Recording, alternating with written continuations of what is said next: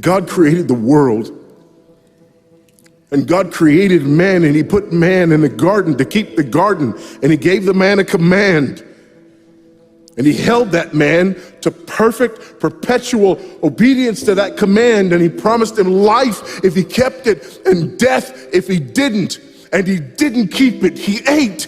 And because he ate, because of that one man, sin entered the world and death through sin. And everyone born from that man through ordinary generation inherited that man's sin nature. And because of that sin nature, sins proceed from it. And our world is broken because of that sin. And we stand guilty before a holy and righteous God. And we know that he's holy, and we know that he's righteous, and we crave justice.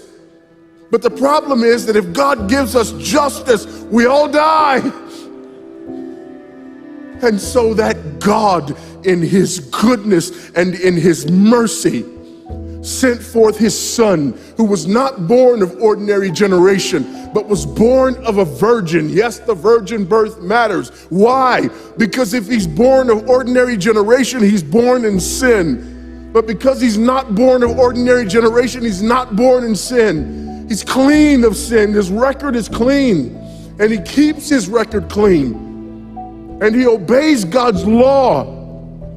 And because he's fully God and fully man, he obeys the law of God on our behalf in his active obedience. And then in his passive obedience, God made him who knew no sin to be sin for us. All we like sheep had gone astray. Each of us had turned to his own way, but God laid upon him the iniquity of us all. And Christ died for sin once for all, the just for the unjust. And God imputes our sinfulness to him. And he nails our sinfulness to the tree. And Christ dies and raises again on the third day for our justification.